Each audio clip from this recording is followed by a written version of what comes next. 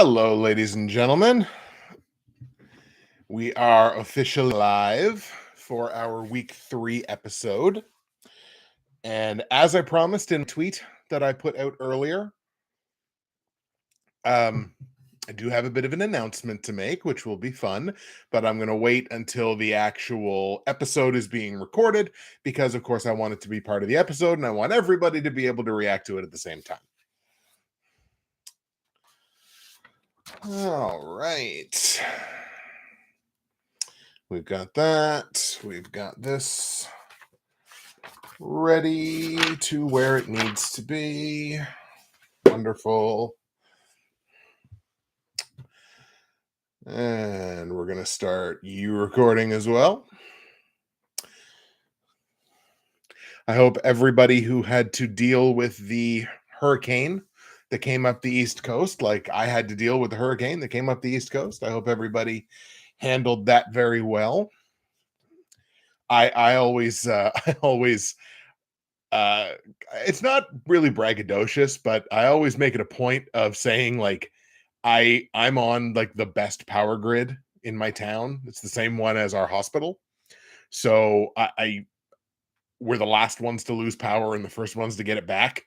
So even in like, that was, really bad weather. I think we flickered for like half a second. So I guess it sounds braggadocious, but it's like I always make that point where it's just like people talk about, oh my god, I was been out, and some people are still out of power, and that happened on the weekend. It's like I can't relate. All right, so yes, last thing I want to have open is this. Hooray and huzzah. So that was that. And that was that. Right. Andrew, I'm here and I'm still mad about Sunday Night Football. Well, we'll talk about it. All right, here we go. In 5, 4, 3. What's happening, everybody? Justin, Bridgewater's finest on YouTube, Blockbuster_guy on Twitter, fueled as always by the incredible folks at Nerd Teas. I have a tasty blend of Nerd Teas to tell you about today, and welcome to week 3 of my weekly NFL football pick show for the 2023 NFL season and postseason. And before we get into the episode, I promised it in my initial tweet for this week's episode, I do have a special announcement, a Tony Khan style special announcement. Thanks, guys. So, I do have a special announcement, and it does pertain to this show and the content that I do at large on YouTube, which is, of course, the NFL show and the CFL show. So, as the hardest working prognosticator in the game, the podcast listeners will not hear will not see the sarcasm on my face when I say that. Sometimes your boy needs a break. And some of you may know this, and a lot of you probably don't. Coming up in a few weeks, your boy's going to Portugal. So I'm like all men do as they approach their 40s. I'm getting on a plane and absconding to Europe with my massage therapist. No, a friend of mine and I are going over to Portugal. We will be gone for a week and a half, and it is going to impact the content that I'm going to be putting out. Namely, during that time, I'm not going to be putting out content. So the impacted weeks while I am gone on the NFL show, it's weeks 6 and 7. There will not be any live streams for week 6 and week 7. Literally the Tuesday where I would have done week 7, I'll be on the plane coming back to Canada. So that's obviously not going to happen. And in terms of the CFL show, it will mean there will be no CFL show for weeks 19 or 20. While I'm gone, I'm not going to have the time to put the hours of prep work into being able to do those shows. So yes, it does kind of suck. Obviously, I want to be able to have a consistent schedule and it's always at this time and you can always rely on it. But you know what? I've never been to Europe, and I'm taking the opportunity while I'm still a relatively young man to have the trip of my life in that instance. So yeah, there won't be NFL streams for weeks 6 and 7, and no CFL show for weeks 19 and 20. That's the announcement. It's nothing earth shattering. It's just that I'm going to be away for a couple of weeks. In the chat, oh my God, Geo Knows is in the chat. That is incredible. Hey, JR, hashtag LTTMM. Cheers from Ottawa. Thank you so much. Let's see. No complete on me, you saying that, says Andrew. Geo, oh, Portugal's lovely. It's awesome. Andrew, where in Portugal are you heading? So we're doing an 11-day guided tour that starts in Lisbon and just kind of does a loop and ends in Lisbon. So it's going to be such an awesome time. It's a lot of hiking. It's a lot of historic sites. It's going to be a great time. And I couldn't be more excited that I'm taking that opportunity again. You know, I'm going to be 40 fairly soon, so if not now, when kind of thing. So yeah, I'm going to take the opportunity to do that, and I'm just not going to be around here for a couple of weeks, which does suck. But boy, when I come back for that week 8 stream, it's going to be fantastic. All right, so now that the announcement is out of the way, let's talk about what happened in week 2 of this new NFL season. And, you know, fairly similar to what my results were last week. I was 9-7 straight up once again. So 18-14. Sorry, they're 18-14 on the season straight up as a whole. Against the spread and over under, just one game under 500 at 7-8-1 for both of them. I did have a push against the spread and a push on the totals in week 2. So I'm one game over 500 against the spread at 16-15-1, and one game under 500 on the totals at 15-16-1. So really just kind of treading water here for the first couple of weeks, getting our sea legs back under us in this new NFL season. Thursday night football, pretty successful for me. As a matter of fact, I swept that game as the Eagles beat the Vikings 34-28. Straight up win against the spread win and an over-under win for yours truly. The Packers game, the Packers lose to Atlanta by a single point, 25-24, giving up 13 unanswered in the process. Not great. It was a straight up loss and then against the spread loss for me, but I did correctly predict the over in that one. Sunday night football, Dolphins beat the Patriots 24-17, straight up and against the spread win for me. Loss on the total on that one. And then in the pair of Monday night football games, Carolina loses to the New Orleans Saints 20-17, which was a straight up loss and against the spread push, as New Orleans was favored by exactly 3, and a win on the total. And then in Pittsburgh and Cleveland, the Steelers win that game 26-22, which was a straight up and against the spread win for me, but a loss on the total, as I expected that game to stay under. So kind of a mixed bag with the premier picks, the picks in prime time. Basically 1-1 across the board everywhere, but 1-2 straight up on Monday night, but 2-1 to the total on Monday night. So, you know, it's a mixed bag, but we'll certainly take it.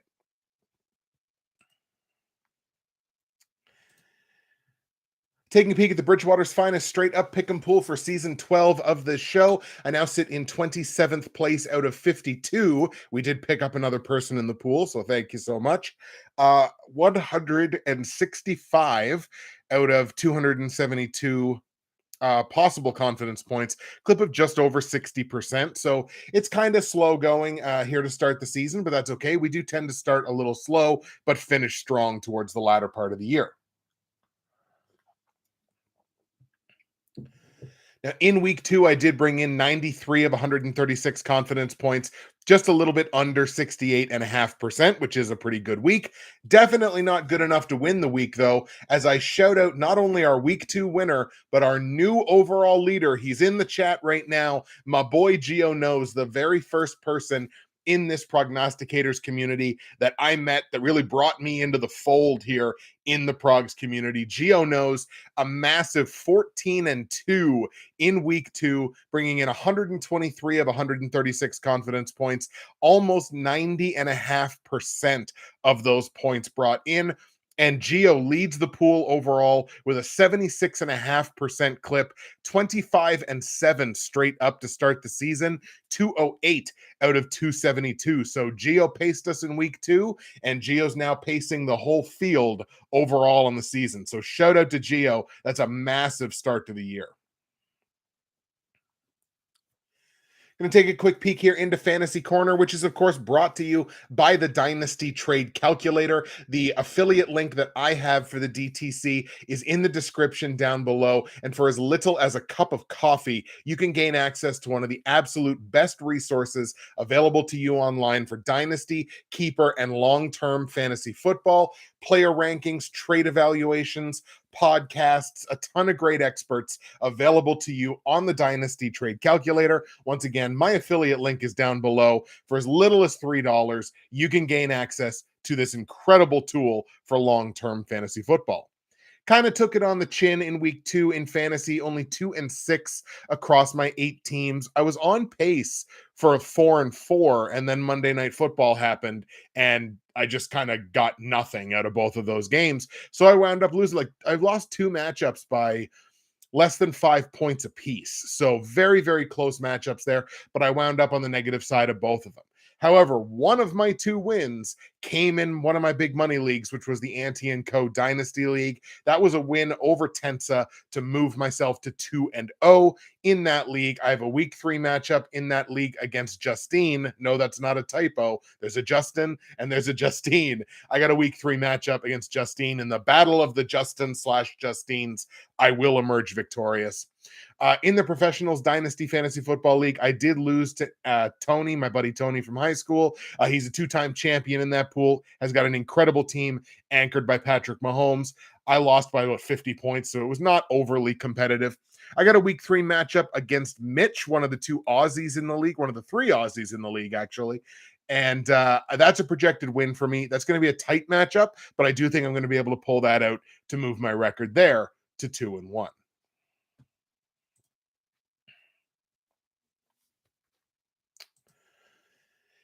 And I'm going to take this opportunity, as I always do, to remind you that if you go to the description of the live stream or the VOD or the podcast episode, wherever you get this show, you're going to find a bunch of cool stuff.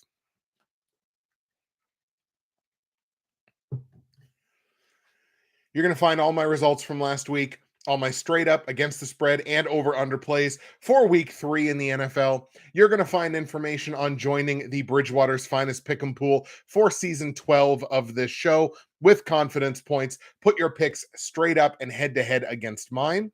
You're going to find information on joining the NFL YouTube Prognosticators Facebook page, and you're going to find information on my great friends and sponsors at Nerd Teas. And like I said, ladies and gentlemen, we have a very, very fun new blend from Nerd Teas and Coffee Beans to talk about today. But nerdteas.ca is where you need to go. Nerd Teas has dozens and dozens of incredible loose leaf tea, estate coffee, and flavored coffee blends. Anything for your particular taste palette, you're going to find it on nerdteas.ca. And when you do, you're going to want to use my promo code, which is BWFinest.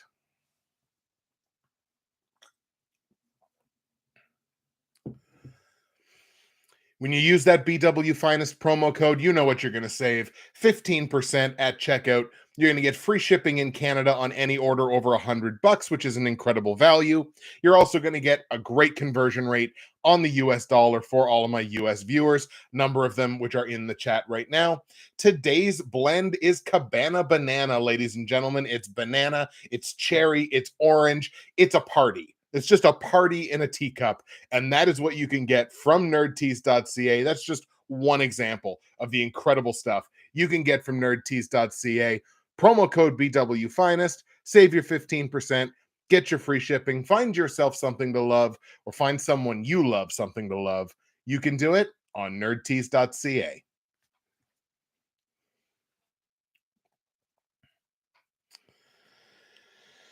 All right. Let's see what we got going on here in the chat. Andrew says Carver will miss me while I'm gone to Portugal. Geo retorts with Carver scares me. Carver scares a lot of people. Carver scares a lot of people. No question about it. Martin in the chat. Carver scares me too. 11-5 pick him for me, 115 for Gorian. That's an excellent week there. 115 out of 136. That's very, very, very good. Gorian, I joined before week 2. Excellent. Very good. Nothing like JR's rich baritone voice singing the praises of my NFL betting prowess. You know, Gio, if you want to put me on the payroll, I don't mind doing that for a career for the rest of my life. If you, I'll do that for a measly sum of like 75K a year, Canadian, in fact. So you want to put me on the payroll for that? I got no problem with doing that whatsoever. Gio, your week 2 win-loss record's impressive in first place in my league. And you're leading Moon's ATS pool. You're just leading everything all over the place. That's incredible. Gorian, where do we see those standings? So the standings in my pool you can see by accessing just going to like your picks page and then just going to the main pool page. In Moon's pool, you're going to have to be a member of Moon's pool to see those standings. I believe that's in the description to his videos. Just look up Half Moon's Picks on YouTube. I'm surprised he's not in the chat right now, actually. Gio says his daughter loves nerd teas. Excellent. Always good to convert the young ones, right? Coffee now. I'll check nerd teas. I know Carver does. All right. Well, that's we've heard from Carver this evening, which is excellent. All right. Now, without further ado, we are going to get into our week 3 picks for the 2023 NFL season. And just to let you know, like I've been doing something that I think is fairly interesting, at least a new way of looking at making my picks in the CFL, which has been obviously crazy unpredictable this season, but starting to level out now, and consequently, I'm starting to see some more success in my picks. I am going to be starting to bring that over to the NFL side as well. And what that is it's measuring offensive and defensive efficiency. And what I mean when I say that is the number of yards it takes an offense on average to score a point, and the number of yards it takes a defense on average to give up before putting a point on the board. So I've talked a lot about offensive and defensive efficiency. Like I say, I'm going to be bringing that into my NFL picks. That's going to be a gradual thing. I'm not immediately just jumping right on the bandwagon right away with it. I'm going to be integrating it once there's obviously more games have been played and there's more data and information to pull from. Very early, though, in the first couple of weeks, I think it might surprise you if I asked you, who do you think the most efficient offense has been so far this season? That being, least amount of yardage for most amount of points. If I asked you who the most efficient offense in the NFL is right now, who would you say? I think there's like a very obvious answer. Like, I think if you've been watching the games, there's like a very obvious answer. I will tell you the obvious answer is not actually the correct one in this instance. Gio in the chat says normally the defenses have an advantage at the beginning of the season, but the overs have been winning a lot. Yeah, I think the over went like 12-4 or 11-5 or something last week. There was a lot of points scored last week. Andrew and Gorian both saying Miami. Would it surprise you that it's the Green Bay Packers? Like, and part of that is a reflection of the offense hasn't put up a ton of yards, but on average, they've scored like 31 points a game, 38 and 24. So by this, so again, this is an imperfect metric, obviously, but it's an interesting one to look at because it looks at, it's not just a matter of how many points are you scoring, it's how efficiently are you scoring those points and how efficiently are you keeping points off the board. So actually, it's the Green Bay Packers who, through the first 2 games, have only required 8.9 yards of offense per point they've put on the board this year. Dallas, which I thought was the obvious answer, Dallas is number 2. Out of curiosity, if I asked you the same question about the defenses, the most efficient defense so far in the NFL just through the first 2 weeks. What do you think your answer would be? I have to go here to actually find the answer. Geo chimes in and says Kansas City. Wait for see if Andrew or Gorian or Martin, who I believe is still in the chat, see if they have a guess before I give you the answer. Andrew says his Patriots. New England. No, actually, New England's kind of on the other side. They're bottom 10 right now. Gorian says that's Miami. No, Miami's a little better than middle of the pack. This one seemed obvious to me. It's the Dallas Cowboys. Dallas has only given up 10 points this year. Like they've only given up 10, like they had a shutout in week 1. They only gave up 10 points in week 2, and they've allowed I think it's only like it's not a lot of yardage either. It's been 171 and 215. So it's not a lot of yardage, but they've given up almost no points. So I think it's something ridiculous. It's like it takes oppositions against Dallas like 38 and a half yards or something to score a point this year. Like it's a ridiculous number. But yeah, so far Dallas is pacing the pack by a large margin in terms of defensive efficiency. So again, going to be integrating that into the picks and the conversation moving forward. Not a lot of that this week, but I just thought it was interesting. I did some math there on the early part of the season. Now, without further ado, let's get into these picks for week 3 in the NFL. And we're going to start, of course, with the Thursday night game, which is the New York Giants on the road in San Francisco taking on the 49ers, a Herculean quarterback matchup of Brock Purdy and Daniel Jones.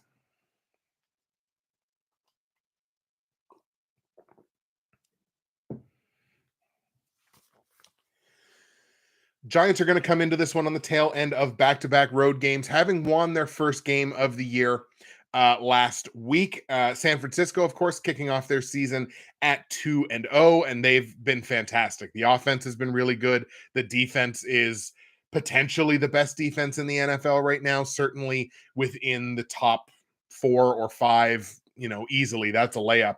So obviously the start to their season's been great. What this game may come down to, or at least a big part of what the game may come down to, is going to be the injury situations and the injury situations on both sides. So obviously the big one here on the Giants side is Saquon. Saquon is dealing with an ankle sprain, and originally they said like the expectation was that he would miss the next 3 games. That was the original expectation.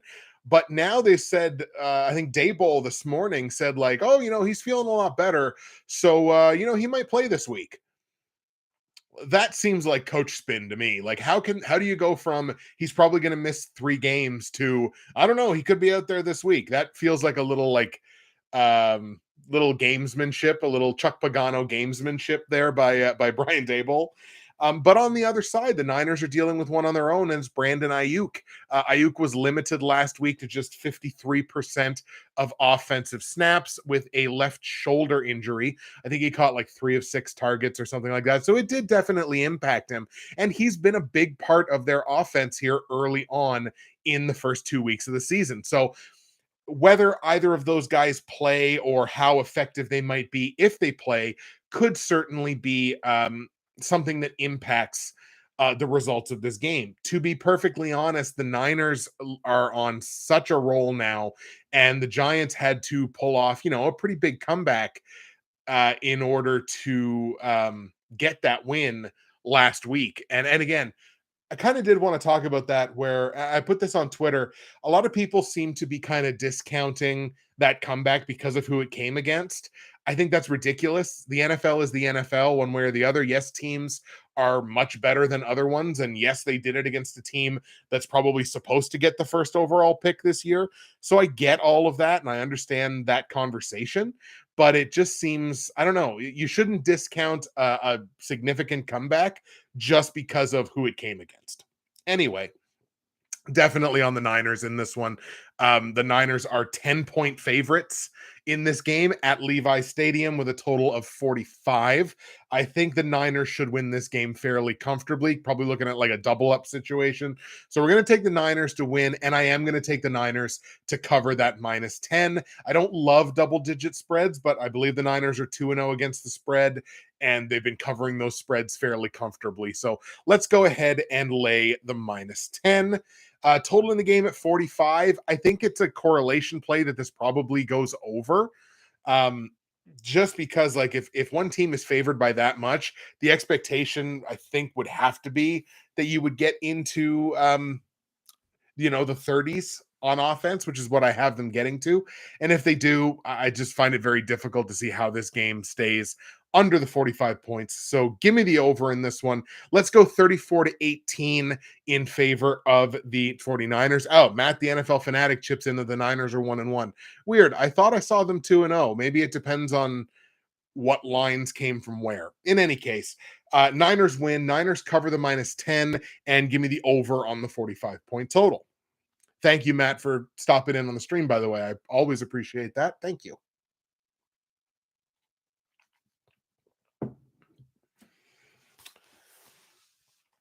All right, let's fly through some quick games here. The Tennessee Titans in Cleveland taking on the Browns. Tennessee getting their first win of the season last week. Cleveland coming into this one on short rest, having just played one of the four teams that played on Monday nights, which, by the way, NFL, can we please stop that? Can we please stop the two Monday night games competing with each other? You put the score of the other game up in the top left corner, and I guess that's nice. I guess thank you for that, but it would be better if you didn't make those games go head to head with each other. That may be an indictment in terms of how TV ratings like don't matter like they used to, but in any case, Tennessee picks up their first win. Cleveland losing last week on the football field and obviously on the depth chart with Nick Chubb being done for the year. A gruesome, gruesome knee injury. He's going to be at least done for the year. That's one of those things that like that an injury that gruesome could significantly impact the rest of somebody's career. And it sucks to say that. Because he's such a great player. He's so fun to watch. He's so dominant, and he's not a trash talker. He just goes out, does his business, goes back to the line. Like he's the kind of running back you want on your team. Dominant and just like seems like a fairly humble person. So it's of all the people for it to happen to, you don't want to see it happen to anybody, but still. Obviously, that significantly limits Cleveland's offensive upside. Looks like it's going to be Jerome Ford moving forward, but I would be shocked if Kareem Hunt's phone doesn't ring at some point this week. He's already familiar with the system and with the Browns, facilities and everything, so might as well bring him back. I'm on the Titans on this one. Cleveland are still a 3-point favorite in this game. I don't think they're the better team without Nick Chubb. I think they've probably got a better quarterback. They might have a better defense, but overall, I think the Tennessee Titans are a better football team on paper. I'm going to go with the Titans here in the upset on the road. Titans beat the Browns in Cleveland. On the line, Browns are laying -3, obviously taking the Titans to win. Give me the +3 points. Total in this game, 39.5. I'm going to take the under on it. I know some of Cleveland's defense got beat up in that Monday night game as well. Greg Newsome, I think, had to leave the game. Denzel Ward at one point had to leave the game. But I'm still going to take the under in this one. I don't foresee a lot of points. It's a pretty good number. I'm going to go 21-16 in favor of the Titans. Titans win, Titans cover, and give me the under. The Atlanta Falcons, one of the surprising teams at 2-0 to begin the season, travel to Detroit to take on a Lions team who were losers last week. Atlanta, like I say, starting the season off 2-0, and Detroit dealing with their own injury in their own backfield of mandatory David Montgomery going out with a hamstring and thigh injury. He's going to be a game time decision, but look to Jahmyr Gibbs to finally get the opportunity to be like, have that one game where he's the feature guy, like the number one undisputed guy. That's what I think we're going to see from him in this game. I think with Montgomery likely to not play because, again, soft tissue, hamstring injuries, they take time. So I wouldn't be surprised if I think he'll test it out in pregame, but ultimately I don't think he's going to play. But color me very impressed with this Falcons team. Now, do I think they should have beat Green Bay? No, I think Green Bay kind of gave that to them. They still had to take it, but I mean, like, Green Bay kind of took their foot off the gas in that one when they were up, I think, double digits, and they just kind of didn't stay aggressive. I think the outcome of that game could have been differently, but I still feel that Atlanta has done a great job here in the early season on both sides of the football. The offense does leave some things to be desired, but they're a relatively efficient offense as well so far in the early part of the season. So I've been impressed with what they've done. Give me the Atlanta Falcons on the road in Detroit to get the win, an upset win over Dan Campbell and the Detroit Lions. The Lions defense really struggling here in the early part of the year. Give me the Falcons on the road to get the win. On the line, Detroit 3-point favorite. I like Atlanta to win. Give me the +3 on the Falcons. Total in the game here set at 46. I do think this gets into the very, very low 50s. So give me a 27-24 Atlanta victory, maybe a last-second kick by Koo. Going to take the over at 46. Give me the +3 on Atlanta. Falcons win the game outright.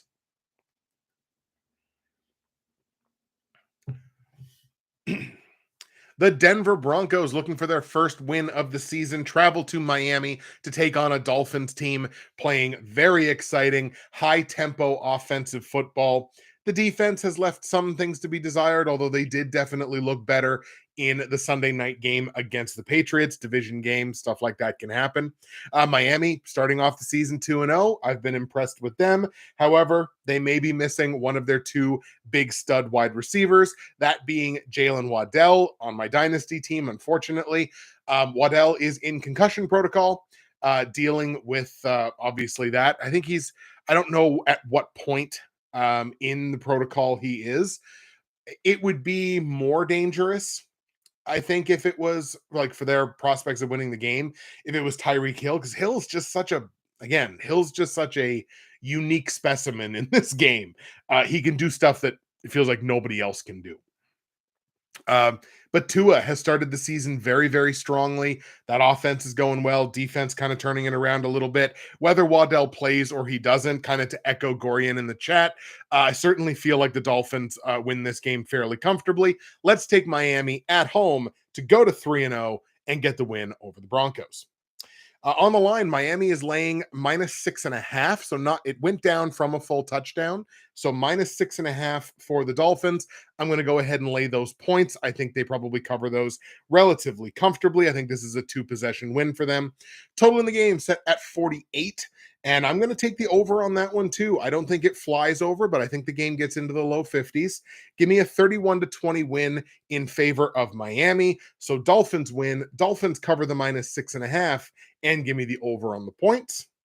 And we got the LA Chargers in Minnesota taking on the Minnesota Vikings. Both of these teams looking for their first win of the 2023 campaign. And this game for me is coming down to two things specifically. Number one, the difference in the rest advantage. And actually, the second thing kind of ties into it as well, which is that the Chargers are on the tail end of back-to-back road games. They were on the road last week. They're on the road again this week. And so far this season, the four teams that have played on the second part of a back-to-back road game are, I believe, 2-2 straight up, but only 1-3 against the spread. So those four teams did struggle in week 2. Let's see those struggles continue. This is one of those games. Gio just kind of said it in the chat, actually. It's a voodoo game because neither of these teams are reliable. Neither one of them, either way. So I think we're going to go ahead and we're going to take the Minnesota Vikings here. We're leaning on the fact that the Vikings have had 10 days to prepare for this game. They're against a team that is as bad voodoo-wise as they are, possibly. Again, the other team, back-to-back road games, 10 days rest. Let's take the Vikings to get the win, their first win of the season, this one over the Chargers. On the line, Minnesota was +1. They are now -1. So that number did cross the zero, which does kind of, there's actually another game this week that is like that as well, I believe. Oh, no, maybe not. I guess there is only the one. So it did cross the zero, which I don't love. That was a Half Moon's Picks point from a couple of years ago for me. So shout out to Half Moon on that one. But I like Minnesota to win. It's 1 point. Let's lay the -1. Total in the game at 54. I don't think this game will have any trouble getting into the 60s, maybe the 70s. Offensive shootout on its way here. Let's take well over the 54-point total. I'm going to go like 37-34. Like, I think this is going to be fireworks. There's going to be garbage time scoring. There's going to be a little bit of everything if you love offense in a game like this. Give me over 54, 37-34. Vikings win, Vikings cover, and give me the over. Moon said, don't cross the zero on a tease. That's what it was. It was a teaser, not strictly a number that crosses the zero with the betting, with the action. Okay, thank you, Gio. I appreciate that. I appreciate you clarifying that for me. I knew it was something about crossing the zero, but that is exactly what it was, to not cross the zero on a teaser.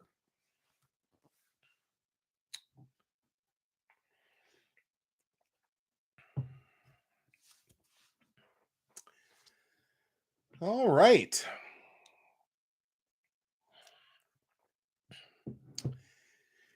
We're now going to jump a little out of sequence here and preview my Green Bay Packers in their home opener, playing host to the New Orleans Saints. Now, Green Bay losers last week after a pretty convincing win in Chicago in week 1. Again, felt like they were cruising along.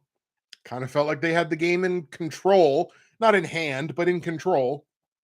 And the offense just dried up at one point in the fourth quarter, I think it was. Certainly in the second half, but like the offense just disappeared. And look, all props to Atlanta. They had a really good game plan. They stuck to their game plan. They played well in that game and did deserve to win.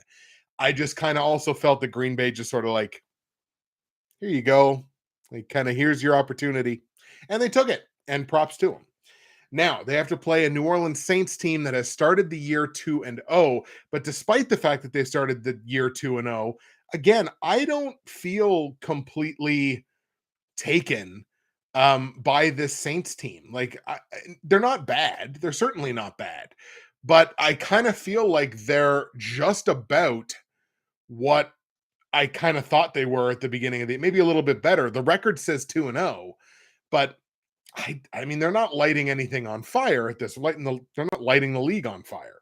They're on the tail end of back-to-back road games because they were in Carolina last week. They're also on short rest because they did play on Monday. So there is a rest disparity in this matchup as well. On the injury side of things, Elton Jenkins on the offensive line, he has an MCL sprain. So the expectation there is Elton Jenkins is going to be out for the next 3 games. That could certainly play large in this matchup. But again, Lambeau Field home opener. I said it last week. I'm not going to pick the Packers in every game. I'm not going to do it. But to ask me to not pick with them in the home opener against a beatable opponent is really tough for me. So people might not like it, but I am going to go ahead and take the Packers in this game to move to 2-1. Again, I thought they were the better team last week, probably deserved better than the 25-24 loss, but we're going to go ahead and grab Green Bay despite the injury to Jenkins to get the win over the Saints. On the line, Packers are laying paltry -1.5 as home favorites here. So we're going to go ahead and lay that -1.5 because it's about the smallest amount that you can lay. We're going to go ahead and do that. Total in this game set at 43. I feel pretty comfortable with this number. Like, I think this number is pretty good. I do think it crawls over, but I don't think it flies because I think these are two teams that are, predicated a little bit more on the defensive side than on the offensive side. But let's go ahead and crawl just a little bit over on that total, over 43 points in Green Bay, New Orleans. Let's take Packers 27, Saints 20. So Packers win, Packers cover, and give me the over on the point total. Let's see. Andrew, it's a good lesson to learn for Jordan Love. Play until the end and to look at it and learn from it. I agree. I think so. Gorian, you deserve what you get after a game. Probably true. Cheap price for the pack at home. Take him against the spread. Got it. All right, let's fly through a couple more games here. And once again, we have another situation this week where there's two Monday night games. So we'll be taking the little extra preview time on both of those games. The New England Patriots in New York to take on the Jets. The Patriots still looking for their first win of 2023. The Jets on the losing side of things last week after winning in the season opener. Neither one of these teams, I think, are crazy impressive to me. The Jets are one of the least efficient offenses in the NFL through the opening couple of weeks this season. The Patriots have been all right. The offense has struggled for the most part in the first two games, and I don't know how much faith I really have outside of I have faith in Ramondre Stevenson. I think Stevenson is an excellent back. I think they have pieces, but that pieces don't necessarily make a super competitive whole picture. You know what I mean? And I guess you can say the same thing for the Jets, especially minus Aaron Rodgers. You can't go from Aaron Rodgers to Zach Wilson and expect that the offense is still going to be of a certain caliber. It's just not the case. Other than Breece Hall, this is a really interesting running back matchup. So Breece Hall and Ramondre Stevenson, I really, really quite like it. Now, Gorian, makes a good point in the chat that Belichick eats the Jets. So probably true. Probably true. I'm actually going to grab the Jets here. They're a very marginal home dog at plus 2.5. And I just think this game is competitive enough that I was going to take the points with it either way. I'm honestly kind of surprised this line isn't closer to 0, like a 1.5 or a point. But I don't know. We're going to grab the Jets here. There's always upset plays. There's upset plays to take. You're incentivized to take upset plays. I'm going to do so. Jets at home hand the Patriots their third straight loss to open the year. On the line, obviously, Jets are taking plus 2.5. I like them to win. Give me the 2.5 points. Total in the game set at 36.5 points. It is the smallest total of the week. Overs were flying last week. I don't love either one of these offenses. The defenses are at least a little bit better. Gorian's screaming under at me, and I know Gio said it as well. It's 36.5 points. Over. It might only be a couple of points, but give me the over. Maybe this thing gets to 40. 21-20. Jets win, Jets cover, and give me a apparently semi-controversial over on 36.5 points. I'm okay with being wrong on that. I just can't take an under on a number that small. Although, come to think of it, I may have done it last week. Anyway. The Buffalo Bills in Washington taking on the Commanders. Buffalo picking up their first win of the season last week. Commanders off to a 2-0 start. There's a number of teams that are off to 2-0 starts that you wouldn't think would have been off to 2-0 starts. The Commanders are one of them. The Bills back on track. They certainly looked more like themselves in that game last week, and they are understandably nearly a full touchdown favorite here on the road in Washington. Washington has had an efficient offense so far in their first couple of games. The defense has not looked great. They haven't given up a lot of yards, but they've given up way too many points for the yardage that they've allowed in their two games. So again, talking about efficiency here. So they haven't given up a ton of yards, but the points on the board have not been reflective of the yardage that they've given up. And against a Bills team that maybe possibly might be figuring it out, that's going to be trouble. So we're definitely heavily on the Buffalo Bills in this one. Let's take Buffalo on the road in Washington to beat the Commanders. Again, like I said, -6.5 here for the Bills as a road favorite. I'm going to take them to lay those points, cover the -6.5 on Buffalo. Again, if it was 7 or 7.5, that would be tougher for me, I think. But 6.5, I'm going to lay the points. Total in the game set at 44.5 points. I think Buffalo easily gets into the 30s here, and I do believe Washington is capable of a number that starts with 2. So we're going to go ahead and take the over in this one, over 44.5 points in Buffalo, Washington. Let's go 30-20. Bills over the Commanders. Buffalo wins, Buffalo covers, and give me the over on the points. We got the Houston Texans in Jacksonville taking on the Jags. Houston still searching for their first win on the season, probably to the surprise of very few. The Jacksonville Jaguars losing last week after winning their opening game. Jacksonville, I didn't think looked great against Kansas City, but I think the Chiefs put them in certain positions where obviously it made them look worse than they actually are. I do think the Jags offense rebounds in this game. It's definitely a get right spot for them.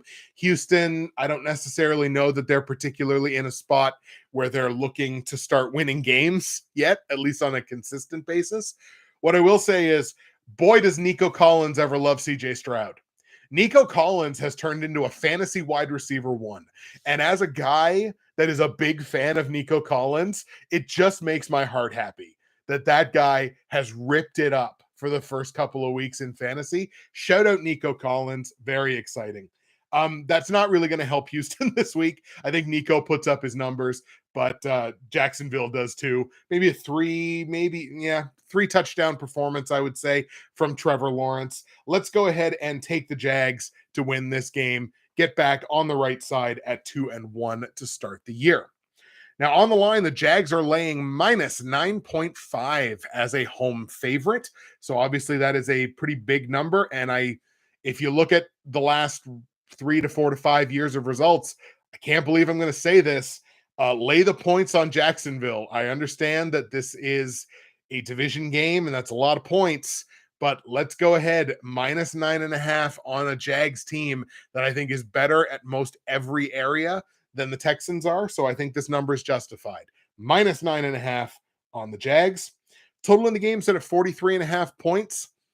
I'm going to stick under because what is Houston going to get offensively? I don't know. I don't see what they're going to be able to put up at least points on the board. So I'm going to go like 27-10 in this one, which lands on an under. So we're going to go under 43.5 points in Jacksonville, Houston. Like I said, 27-10 Jags. Jags win and lay the -9.5. And we have the Indianapolis Colts in Baltimore to take on the Ravens. Baltimore starting their season 2-0, although obviously it wasn't the smoothest 2-0 start to the season, but they're there. The standings say 2-0, and that's all that matters. The Indianapolis Colts on the tail end of back-to-back road games. They did, of course, pick up the win last week against Houston, but they are coming into this game potentially without Anthony Richardson, who, like Jalen Waddell earlier, is still in concussion protocol. Don't know whether he'll be cleared in enough time for the game. He probably will be, but it just sucks for a young player like that. My God, only his second start, and now having to go through the concussion protocol, and yikes, what's that going to look like for him? But also for the fact that it's the tail end of back-to-back road games for Indy. Let's lean on Baltimore in this one. They're heavy favorites in this game for a good reason. Let's take Baltimore straight up at home to beat Indianapolis. On the line, Ravens are laying -8. And again, that number is justified because we don't know who the quarterback's going to be. I thought Gardner Minshew did fairly well last week, but again, against what competition, right? There's certainly a step up in competition on the defensive side. If it is Gardner Minshew again, I have to feel like the offensive upside for the Colts is limited if that's the case. I'm going to go ahead and lay the -8 on Baltimore. I think this is a pretty comfortable win for the Ravens. So let's lay -8 points. Total in the game set at 44.5. I don't think this is an offensive slugfest, but I'm going to take the over in this one just by a couple of points. Over 44.5 points in Baltimore, Indianapolis. Let's go Ravens 31, Colts 16. Ravens win, Ravens cover, and give me the over on the points. Let's see. Geo in the chat. Hard to believe the Patsies will start 0-3. Andrew, last time they played, that being the Patriots and the Jets, they went under with a crazy special teams play at the end. All right. Key for Buffalo is don't let Josh Allen throw interceptions. That's a tough one. He likes to do that. He seems like he likes to do that a whole big bunch. Andrew, they held Kansas City to 17. That's good for a lot, but not good for a loss. But Jacksonville will bounce back, and Nico Collins is very exciting to watch. I agree. Again, love that guy. Baltimore wins. Don't overthink it. Exactly. Tough for Anthony Richardson. It may cost Indy the game against Baltimore. In comparison, Houston is the 0-10 Elks. I'm so glad you mentioned this, Gorian, because I wanted to make this point with a game that was coming up.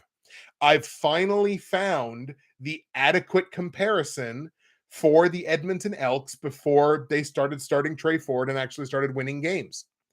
It's the Chicago Bears.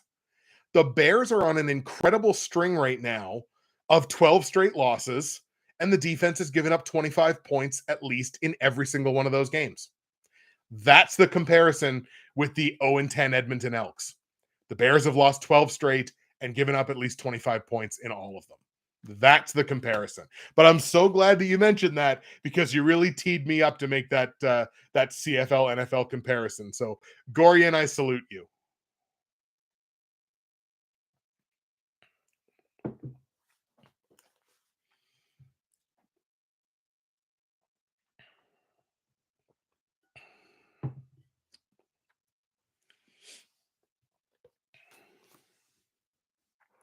You're welcome, brother. I appreciate that. All right, let's jump ahead and take a look at the Sunday night game, the Pittsburgh Steelers in Vegas to take on the Raiders. And there does seem to still be that kind of Vegas hangover for teams traveling to play the Raiders at the Raiders home building. There does seem to still be that kind of Vegas hangover. We certainly see that in the NHL. Vegas, not the easiest building to win a game in, despite the fact that I still think that team is pretty mid. I still think that team is pretty middle of the road. Regardless of who the starting quarterback is, whoever, I don't know, that team still just seems very, very average or below average to me. The Pittsburgh Steelers getting into the win column last week for the first time this season. Obviously, the win on Monday night against Cleveland. The Raiders dropping their game last week, as I felt they would. Now, the Steelers do come into this game on short rest, obviously, having played on Monday night. They're also potentially coming into this game without Minkah Fitzpatrick. Minkah Fitzpatrick had to leave the Monday nighter with a chest contusion. So obviously that was not fun. I believe he went to the hospital for it. So whether he plays this week, it's kind of a game time decision. And that is a big hit to them defensively.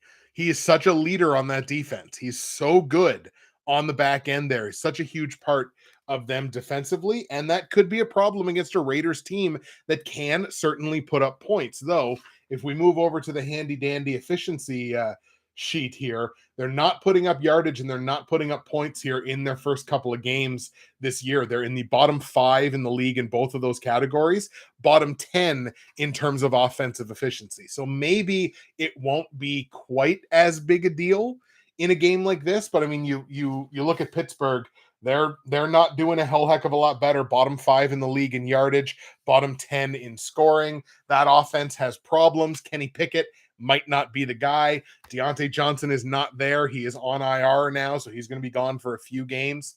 I'm not loving the Najee Harris slander. I don't think it's quite as bad as some people are characterizing it with Najee.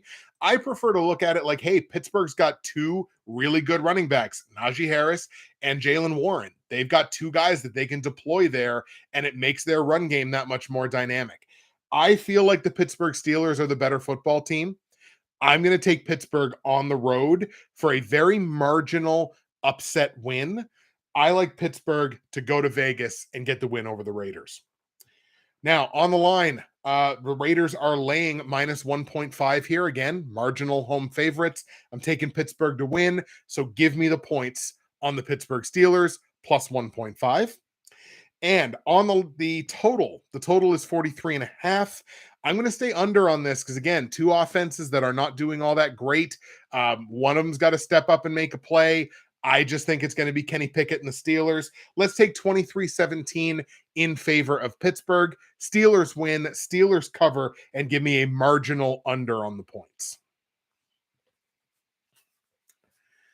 Okay, so just like we did last week, we're going to fly through 3 of the final games before we look at the 2 Monday nighters in a little more depth. So we are going to fly through Carolina visiting the Seattle Seahawks. Seattle getting back on track last week with a win. Seahawks moving to 1-1 on the season.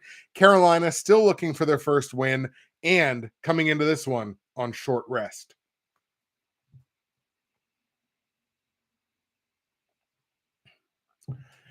Gio's against me on the Steelers-Raiders game. That's not good. Tyler in the chat, my movie awards cohort. I'm sick, but instead of dying, I'm sitting here listening to you. Just thought you should know. Isn't that just another form of death? I suppose we should ask other people in the chat, but that just seems like a more annoying death than the one that you might be suffering now. But you're a pal, you're a bro, and I appreciate you for that. So I watched a good portion of the Carolina Monday Nighter. So what's up with Bryce Young? Like what's going on there? Because he simultaneously looks like he didn't play in college or is like a 15-year vet who's just gunned. Like he falls somewhere in the middle there. I know this is a talented quarterback, but I understand that like he doesn't have a ton of experience, but still, like, and that's not a good team. But still, some of the throws that he missed in that game were just like, I hate to use this line because it's a stupid line, but I'm going to use it anyway. I kind of felt like there were throws that I could have made. And I'm not a professional quarterback by any means. He looks like he's got no help out there whatsoever. And you know that's not the case. They've got some weapons on the offensive side. They're just not really doing anything with them. With the exception of Chubb Hubbard, who should be the starting running back for the Carolina Panthers. I feel like he's been more efficient this year than Miles Sanders has. I'm just going to say it. I think Chubb Hubbard should be the starting running back for the Carolina Panthers. That's my hot take on the Panthers at this point. So the drop off from Bama to Carolina is real in skill. Probably true. Can't wait for the movie awards at the end of the year. Awesome. Andrew, thank you. Bryce Young's not a good quarterback. He's not playing like one right now. I think he's a better quarterback than what the eye test is showing us right now. In any case, I like the Seahawks in this game. I feel like they're at least an offense that can score some points, a defense that can, keep pace at the very least. So I think this is a good spot for Seattle here at home. They're a pretty strong favorite, but let's go ahead and take the Seahawks at home to get the win over the Panthers. Seahawks are laying -6 here as a fairly strong home favorite. I'm going to go ahead and lay those points. -6, it's under a touchdown. Feels pretty good to me. I expect their run game to be very, very involved this week. Who knows exactly what the percentage is on DK Metcalf this week. So I think the run game is just going to be a big emphasis for them. I want to see Ken Walker and Zach Charbonnet absolutely eat in this game. We're going to take the -6. I am going to go over on the points. I think the Seahawks find the end zone probably 4 times in this game in total. So, I mean, with 28, it's just going to be tough to keep it under a very small number of 42. So we're going to go over 42 points in Seattle, Carolina. Let's take Seahawks 28, Panthers 18. Give me a Chubb Hubbard touchdown just for good measure. Seahawks win, Seahawks cover -6, and give me the over on the points. The Chicago Bears, the aforementioned Chicago Bears, the 0-10 Edmonton Elks, travel to Kansas City. Poor Chicago. Poor Chicago, man. That's just rough. They travel to Kansas City to take on the Chiefs. The Bears are on the tail end of back-to-back road games, still looking for their first win of the season. Spoilers, I don't think it's going to come this week. Obviously, very heavily on the Kansas City Chiefs here. However, what I will say is this, and there's a very specific reason why I'm going in this direction. I am taking the plus 12.5 on the Chicago Bears. And it's not because of anything the Bears does. It's because of what the Chiefs do. And what the Chiefs do is they don't cover these big numbers against the spread. They just don't. Historically, they don't. They have some games where they score a lot of points, but then they also give up a lot of points in those games, and they don't cover these big double-digit spreads. It just doesn't happen. So give me the plus 12.5 on this terrible Chicago team.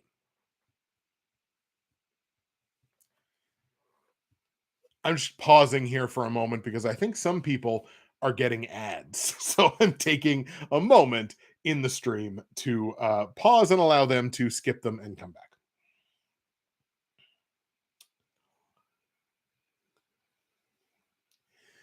Total in this game set at 47.5 points.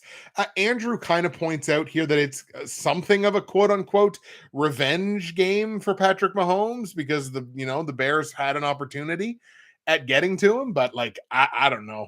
I don't think I think he's okay on the couple of Super Bowls that he's won. Um, I I feel like taking the under here. And I think it's a terrible under. I think if I take the under here, it's going to be blasphemous.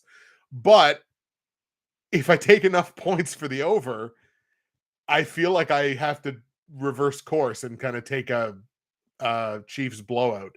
So I think I'm going to take a correlation play and I'm going to hold my nose and go under 47.5 points in Chiefs Bears. I'm going to go like 27-17, something like that. I think, Chiefs score plenty of points. Let's take the under. Under 47.5 in Chicago, Kansas City. Chiefs win, but give me the Bears. Ooh, plus the 12.5.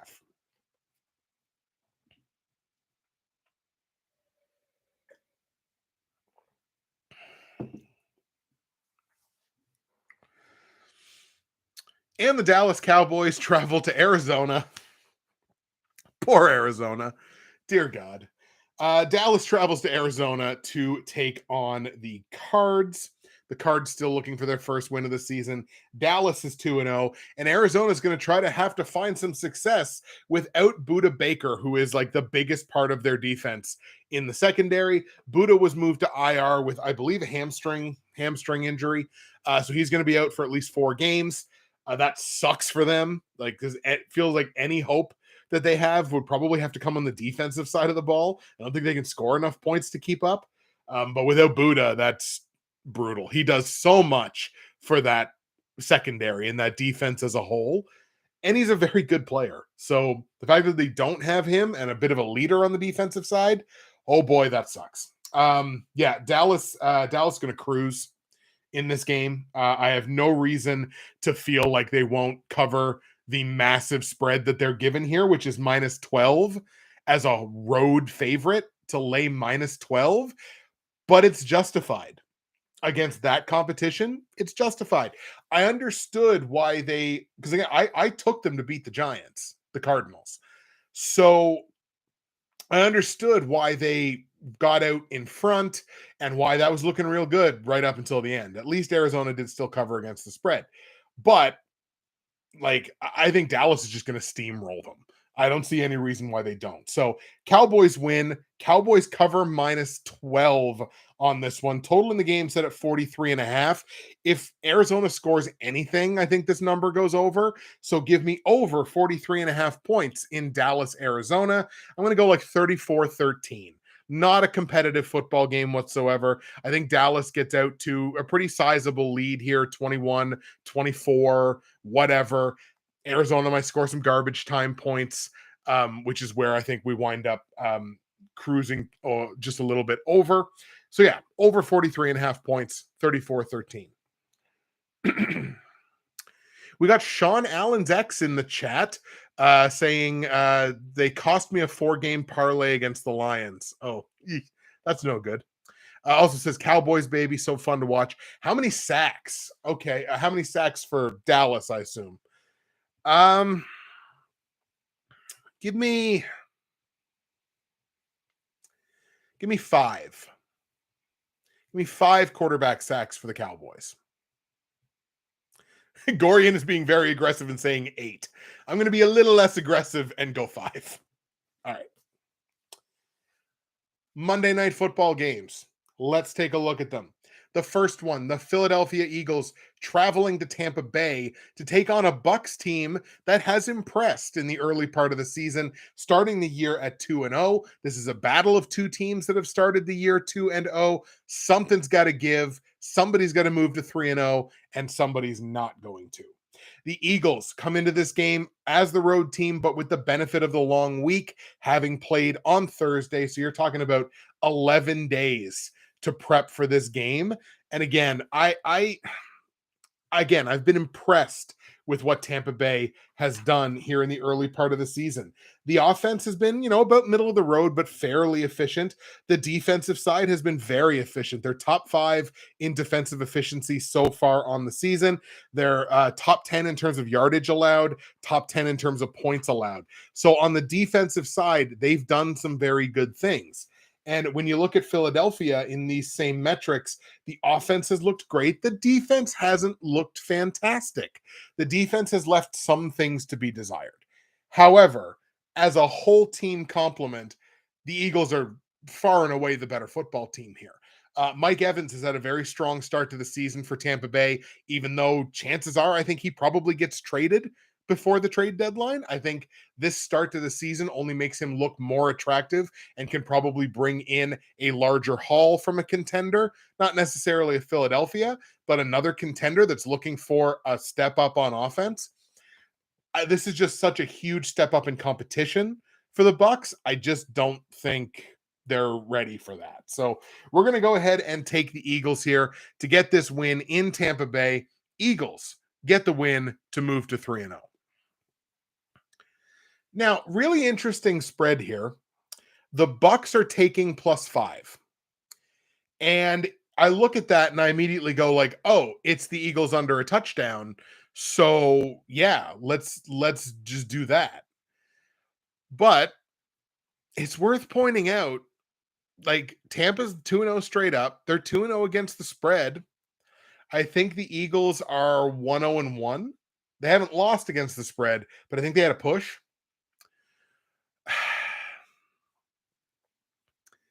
I don't know, for two teams that have started the season very strongly, I kind of want to take those points. I kind of want to hedge my bets. Not that I think Tampa Bay is going to beat them, but I do feel like Philadelphia is a team that plays to their opponents. Philly doesn't strike me as a team that blows teams out of the water. I feel like they play to the level of their opponent. They're usually better than them, but I feel like they play to that level. And I just I don't know. This is a gut feeling. This might be a bad move. I'm going to take those 5 points on Tampa Bay. Let's take the Bucs +5. I'm very comfortable in the Eagles winning this game ultimately, but I'm going to take those 5 points. Total in the game set at 45.5. I think this is a fairly good number. I don't think this game gets to 50, but I do want to take the over in this one. We're going to go over the 45.5 point total. Again, two offenses that I think have done some good things this year. Good point about the Eagles playing to their competition. Now you've got me confused. Yeah, we're going to go over on the 45.5, but it's a marginal over. I'm going to go like 26-23. I think this ends as like a field goal game. Maybe it's a garbage time cover towards the end of it. Like, they could be up by 10 and then Tampa scores a late touchdown. I'm just going to take those +5 and take the over on the points. So Eagles win, Bucs cover the +5, and give me the over on the points.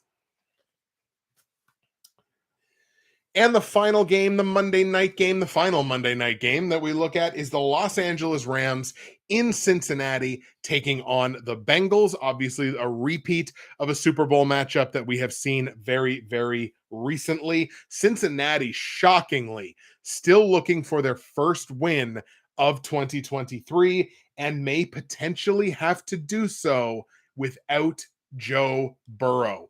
Burrow re-aggravating the calf injury that cost him the entirety of the preseason. Burrow has not looked good in his 2 games in the regular season. I mean, that first game against Cleveland was just like a complete wash. And then even last week, he finally remembered who T. Higgins was. So that's certainly a step in the right direction. But he has not looked good. And now, of course, re-aggravating the same injury. The Bengals, look, you just paid this guy, and I didn't disagree with them paying Joe Burrow. I want to put that out there right now. I did not disagree with them paying him that money. I thought he was going to take less. I was one of those dummies that was just like, nah, he'll take like 47 or something like that, and it'll be seen as a friggin' steal with how much money they're paying quarterbacks. Joke's on me, of course. If they have to go into this game without Joe Burrow, that's a tough task. Now, it's not the easiest building in the world to play in. Like Cincinnati's fans have become very vocal over the last few years. You got to have a vocal fan base if you're in the AFC North. Like you just, I don't know, you just can't. You just gotta. The Rams, I think, are moving in, a decent direction. Again, Puka Nacua, love that guy. Kyron Williams, I kind of felt like I was discovering Kyron Williams last year, and this year obviously his coming out party. Now, as a staunch Cam Akers guy, it's not even that I disagree with it. I just feel bad for Cam Akers. Like I just feel real bad for Cam Akers. But I feel good for Kyron Williams. I think that guy's very talented. And once again, Puka, it has just been an absolute revelation for them. Shout out to my guy, Debro, on Twitter. I think it's at Debro FFB, I believe. He's an analyst now and an expert for Fantasy Pros. And he was beating the drum for Puka all through the offseason. So it's kind of cool to see that come home to roost.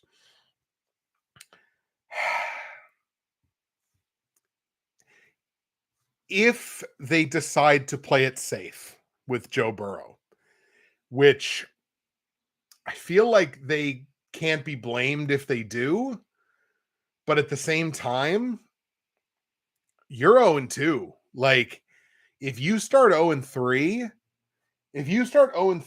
and Baltimore starts 3-0, what are your prospects? So whether or not Joe Burrow plays on Monday night may very well depend on whether Baltimore wins. If Baltimore goes to 3-0, I think they're going to put Joe Burrow out there. I really do. Is that dangerous? Yes. Is it reckless? You better believe it. But I really feel that if that's the case, I really think that Joe Burrow winds up playing in that game. I'm going to play this as though Joe Burrow is playing. So I'm going to take the Cincinnati Bengals at home because I just can't picture the Bengals starting 0-3. Then again, I also couldn't picture them starting 0-2. So much for that. I'm going to take Cincinnati here. Like I really dig what the Rams have done, but I still don't fully believe in that team. So maybe when I get to see them in prime time on Monday night, maybe that changes my opinion. But as of right now, I'm taking the Cincinnati Bengals to get their first win of the season. Cincinnati at home beats the Rams. Bengals are laying -2 as a marginal favorite, and that just goes to show how little faith there is right now that Burrow's going to play in this game because they're only laying 2 points. I like Cincinnati to win, so I'm going to have to go ahead and lay those -2. Total in the game set at 43.5.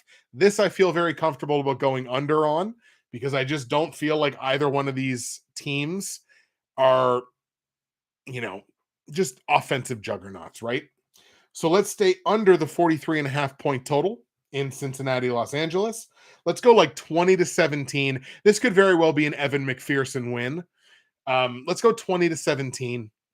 Bengals win, Bengals cover, and give me the under on the 43.5 point total.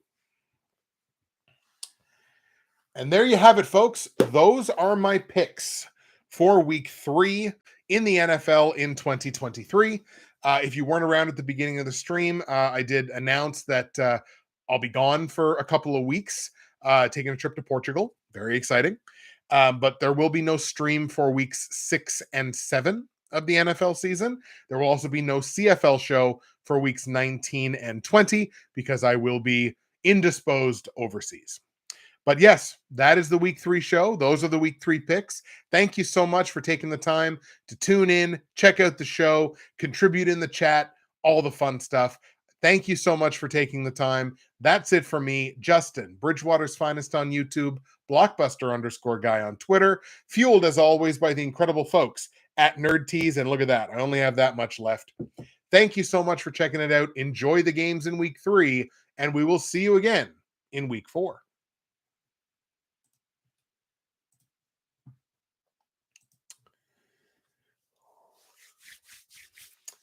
All right, folks. So there is the show recorded for you. Gorgon, thank you. Thank you very much for showing up.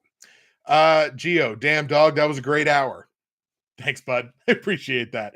Good luck this week, and to you as well. Look, you've been lighting it up the early part of this season. Appreciate you very much, my friend, for you made me what I am today, Geo. So it's either thank you or it's your fault. One of those two things is true. Word. Sean, thank you very much for showing up. I really appreciate that. So, unless there are any immediate questions or any if you really want to bite at me for one of these picks that you absolutely abjectly disagreed with, now is the time. Now is the airing of grievances. Or what was my favorite pick? What do you think is the most savvy pick that I made this week? Anything like that, toss that in the chat here in the closing minutes.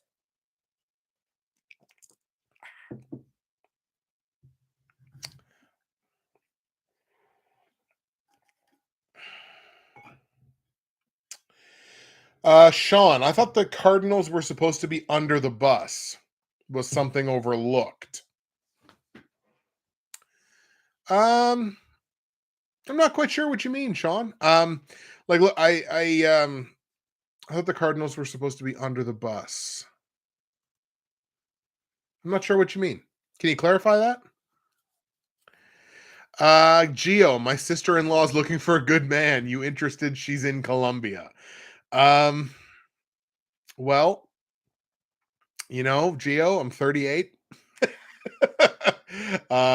Anything is possible. Sean, they aren't getting destroyed. Didn't I take him to lose like 34-13? Wasn't that the play? Yeah, I mean, I have Dallas covering -12. So I think the Cards are gonna get walloped. I understand. Just in general. I mean, part of it's competition, right? Because who have they played? They played Washington and the Giants, right? So, they're not I think here's the thing. These are all pros. These are all teams of professionals, like NFL caliber players. It just so happens that Arizona's tend to be lower caliber NFL players. And of course, again, they're without their starting quarterback, whatever you want to say about Kyler Murray. So part of it's that, part of it's competition. Like Washington is not a world-beating team. The Giants are certainly not a world-beating team.